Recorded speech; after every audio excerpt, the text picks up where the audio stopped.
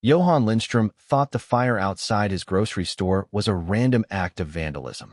Farah Khalid believed the threatening note on her taxi windshield was just a cruel prank. Eric Dahl never imagined that the gang his teenage brother had joined would soon bring terror to entire cities. Their lives, and the lives of countless others across Sweden, were about to collide with the ruthless rise of the Black Wolves, a gang that turned quiet neighborhoods into battlegrounds. In the outskirts of Stockholm, life used to follow a calm rhythm, where families enjoyed quiet evenings and children played without worry. But this peace began to fracture on a cold autumn night when the first car fire lit up the sky. Residents woke to the sound of crackling flames and the sight of thick smoke spiraling upward. At first, people dismissed it as an isolated act of vandalism, perhaps reckless teenagers seeking thrill. Yet, as the weeks unfolded, more vehicles were torched, each belonging not to random owners, but to small shopkeepers, taxi drivers, and restaurant managers.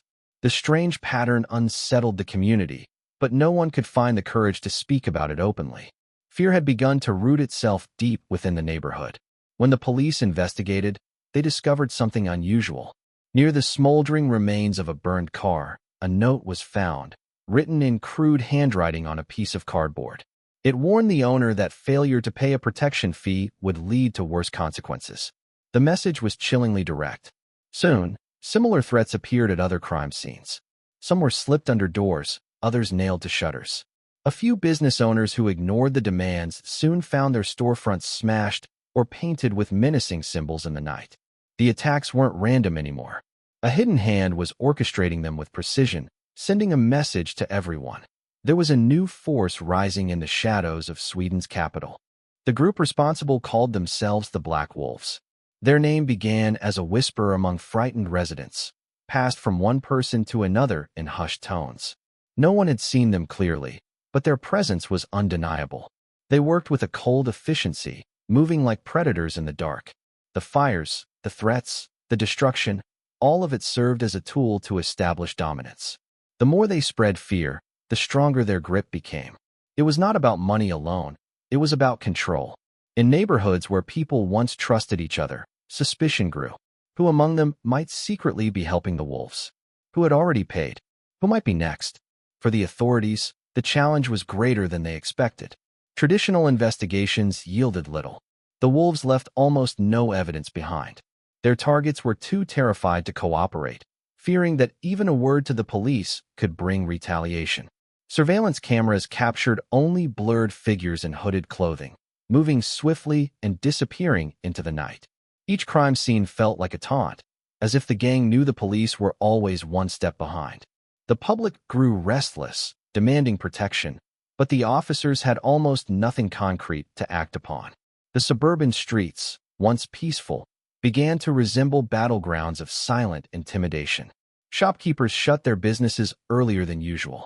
Parents rushed their children indoors before dark. Rumors swirled of mysterious men seen lingering near playgrounds and bus stops, watching silently before vanishing into alleyways. No one could confirm if these figures were truly members of the wolves or if fear itself had begun to conjure shadows.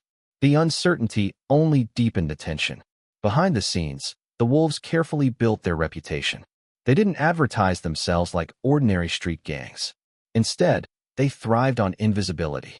Their greatest weapon was not guns or knives, but the psychological chokehold they placed on entire communities. People were forced to make impossible choices, either submit quietly and pay, or resist and risk everything.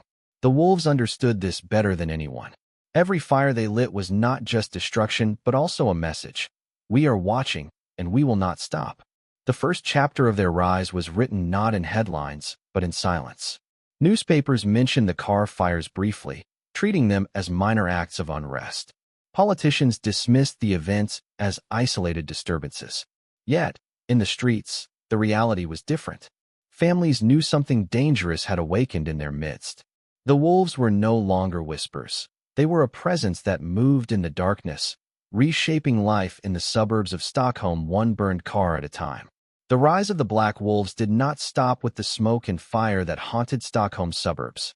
What began as a campaign of fear through destruction soon evolved into something far more dangerous. Within a year, Their presence had spread beyond the capital. Malmö, with its busy harbors and endless flow of goods, became the next battleground. The city, already known as a crossroads between Sweden and the wider world, offered the wolves exactly what they needed: access. Cargo ships arrived daily, filled with containers from across Europe, Africa, and the Middle East. Among the boxes of electronics, food, and clothing, hidden compartments carried weapons and narcotics. The wolves moved quickly to claim these routes, bribing dock workers, intimidating transport companies, and securing control over shipments that passed unnoticed beneath the eyes of officials. At first, the wolves were not the only ones interested in Malmö's underworld. Rival groups, smaller gangs with local roots, saw the opportunity as well. But every attempt to resist the wolves ended in blood. A cafe that served as a meeting point for one rival gang was riddled with bullets in the early hours of the morning. A warehouse belonging to another competitor mysteriously went up in flames, reducing thousands of dollars worth of goods to ash. Even more chilling were the disappearances.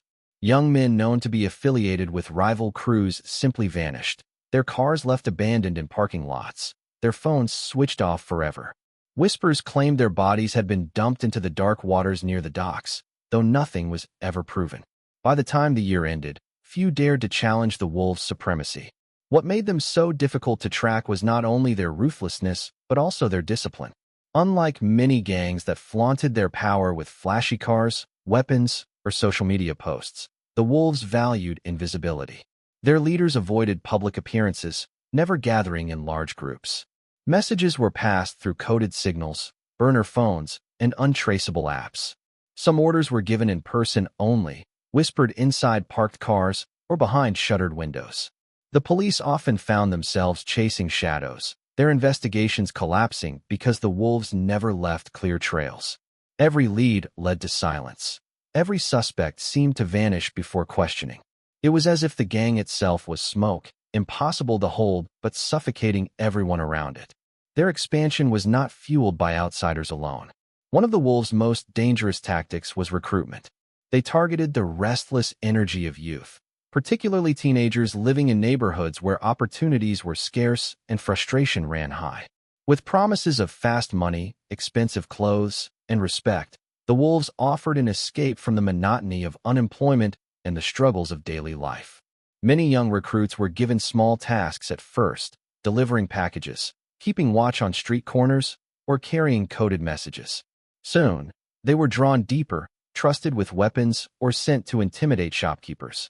Those who resisted the call risked becoming targets themselves, pressured by peers or punished by force. As the wolves tightened their grip, ordinary life in Malmö began to shift. Families avoided certain streets after dark. Businesses quietly closed rather than face threats. In schools, teachers whispered about students suddenly appearing with expensive phones and jewelry, only to vanish weeks later after brushes with the law. The fear that once haunted Stockholm had now spread south, embedding itself into daily routines. People pretended not to notice the black-clad figures lurking at corners or the tinted cars that prowled the streets, but deep down, everyone knew the wolves were watching. For law enforcement, the frustration was immense. Operations against the wolves often ended in failure. Tips dried up because residents feared retaliation. Those who might have testified suddenly recanted their statements or fled the city altogether. Even when arrests were made, suspects were either too young to face serious penalties or too terrified to speak about the network they served. Prosecutors struggled to build cases without evidence, while politicians argued over solutions in parliament. Each failure only emboldened the wolves further. Malmö's ports had given the gang wealth, but it was fear that gave them true power. They no longer needed to advertise their presence. The silence of the city, the closed doors, the empty streets after nightfall, all were proof of their control. With Stockholm and Malmö under their influence, the wolves no longer felt like a street gang. They were transforming into something more, an invisible empire operating within Sweden's borders, silent yet unstoppable, growing stronger with every passing month. The discovery that shook Sweden's authorities came not through a major arrest or a high-profile confession, but through the quiet examination of documents seized in a small raid on the outskirts of Malmö. Inside a cluttered apartment, investigators found ledgers, maps, and coded notes hidden under floorboards. At first glance, the materials seemed like nothing more than financial records, lists of debts and payments. But when experts decrypted the codes, a chilling revelation emerged. The Black Wolves had been planning something far more sinister than drug deals or extortion. Detailed maps outlined public spaces across the country: schools, shopping centers, train stations, and city squares. Symbols marked potential targets, and alongside them, notations hinted at explosives, escape routes, and strategies to maximize chaos. The documents revealed a blueprint not for profit but for fear, a calculated effort to seize psychological control of entire cities. Before authorities could fully digest the findings, reality struck. A powerful explosion tore through a parking garage in Gothenburg. The blast was sudden and devastating, reducing cars to twisted metal and sending thick smoke into the sky. Dozens were injured, and several lives were lost in the inferno that followed. Emergency services struggled to contain the fire, and images of the destruction dominated television screens across the nation.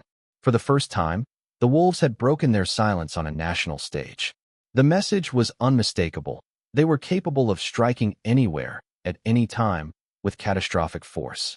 The aftermath was one of panic. Citizens, already living with unease, now feared every crowded place. Parents hesitated to send children to school. Shoppers avoided malls.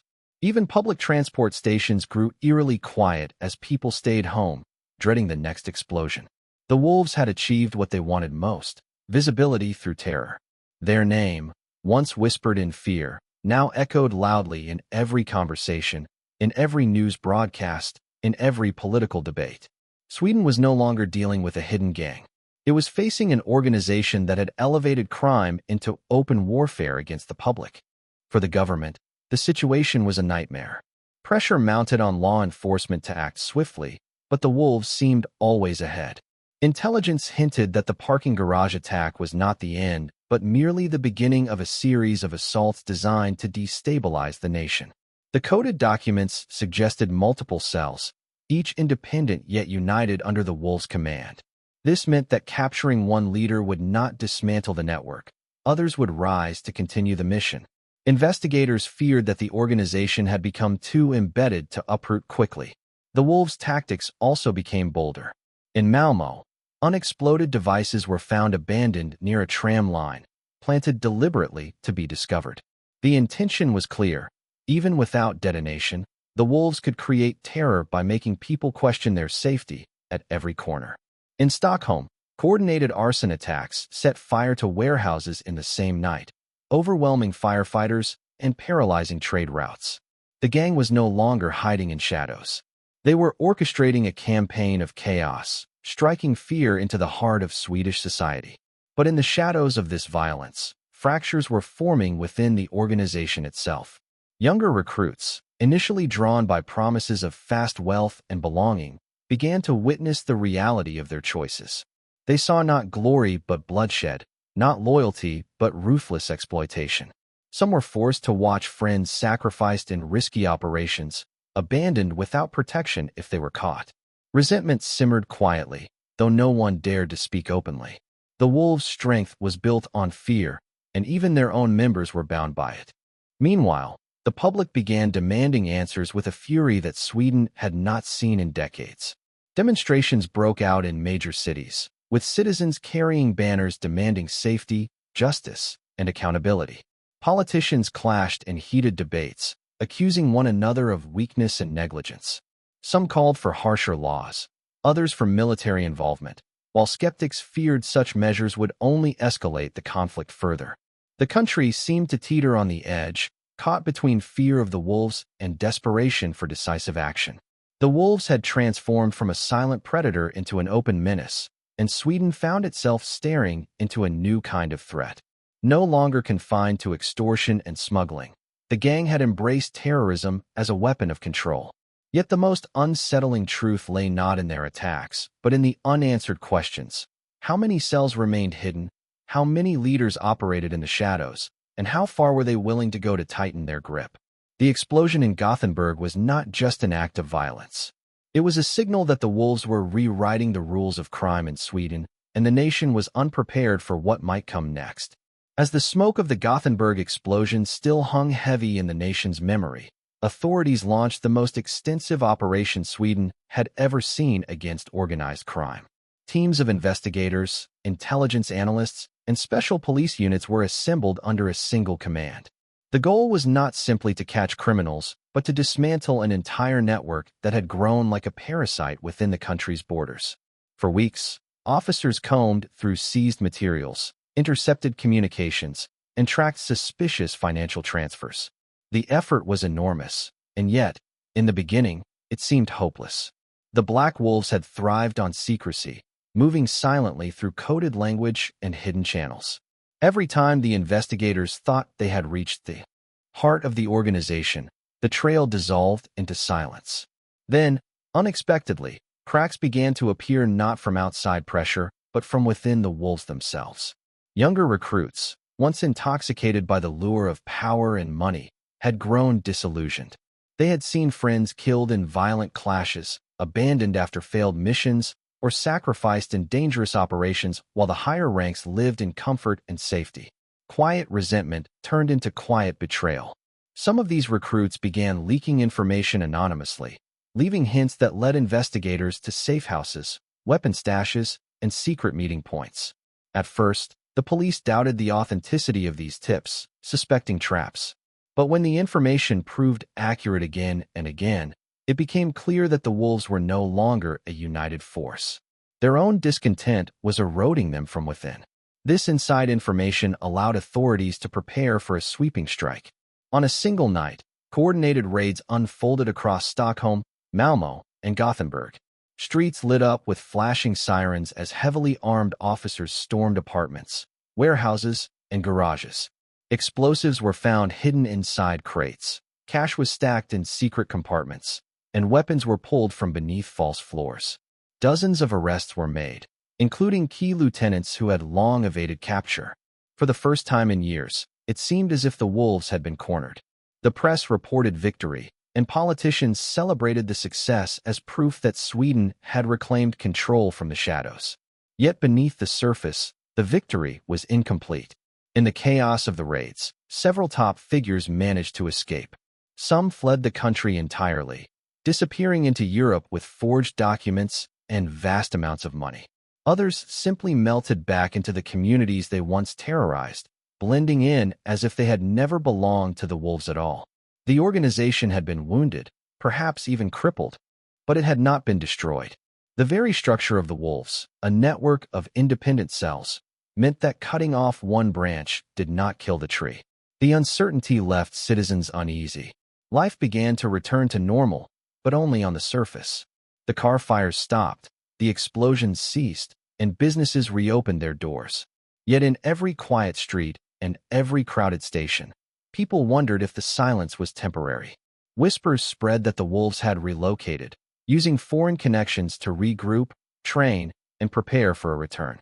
Others believed the younger generation of disillusioned recruits might build something even more dangerous, hardened by betrayal and eager to prove themselves. For the police, the challenge remained constant vigilance. Every suspicious fire, every unexplained disappearance, every sudden influx of weapons was viewed through the lens of the wolves. Officers knew they had scored a major blow, but also feared that complacency could allow the gang to rise again, stronger than before. The truth was that no one could say with certainty whether the wolves had been defeated or merely forced into hiding. Sweden exhaled a collective sigh of relief, but it was a relief tinged with unease. The streets were quieter, yes, but shadows still stretched across them. The wolves had shown their ability to adapt, to vanish, and to strike without warning. The raids had ended one chapter, but the story felt unfinished. Families who had once lived in fear now tried to rebuild their lives. Yet at night, when sirens wailed in the distance, an old dread stirred in their hearts. The question lingered like a dark cloud over the nation. Had the Black Wolves truly fallen, or were they waiting patiently, watching from the dark, preparing for the moment when Sweden least expected their return?